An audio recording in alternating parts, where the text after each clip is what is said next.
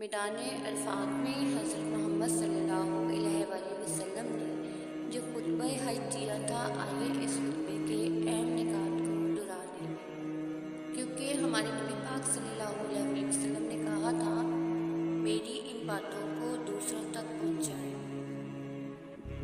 اے لوگو سنو، مجھے نہیں لگتا کہ اگلے سال میں تمہارے درمیان موجود ہوں گا۔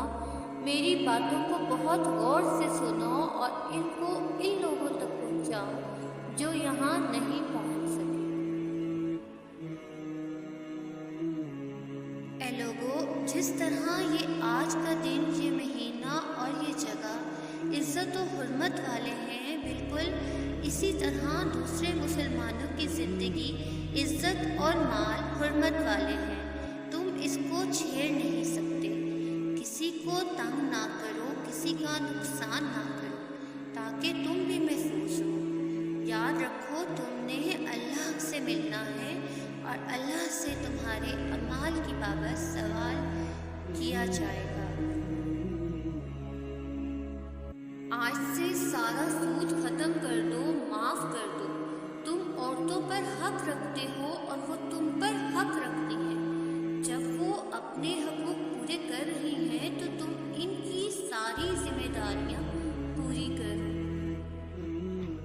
عورتوں کے بارے میں نرمی کا رویہ اختیار رکھو، کیونکہ وہ تمہاری شراکت دار اور بے لوث خدمت گزار رہتی ہیں۔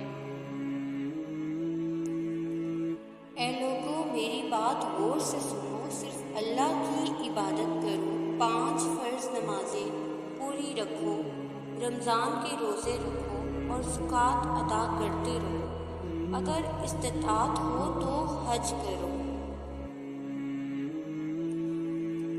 رنگ نسل کی بنیاد پر تعصب میں مت پڑ جانا، کالے کو گورے پر اور گورے کو کالے پر، عربی کو عجمی پر اور عجمی کو عربی پر۔ کوئی فوقیت حاصل نہیں ہے، ہر مسلمان دوسرے مسلمان کا بھائی ہے۔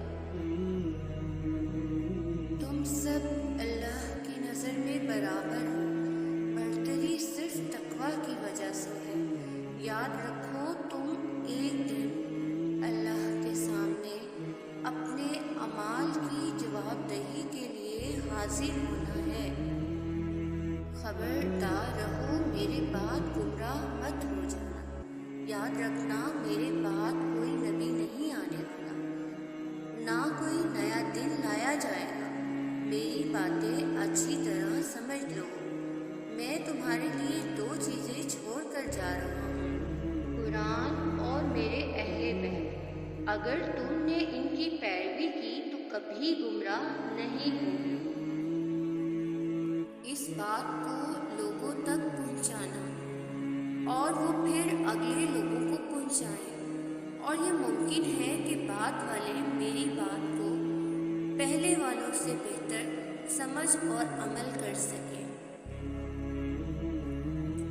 پھر آسمان کی طرف چہرہ اٹھایا اور کہا، اے اللہ، گواہ رہنا، میں نے تیرا پیغام تیرے لوگوں تک پہنچا دیا ہے۔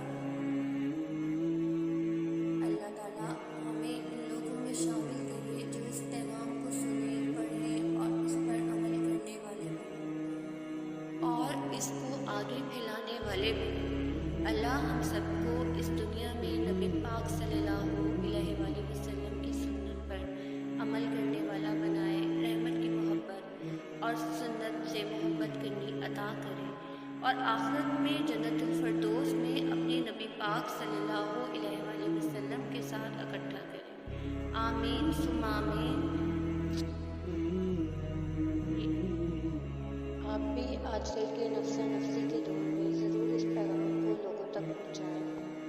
ویڈیو اچھی لگے تو لائک، شیئر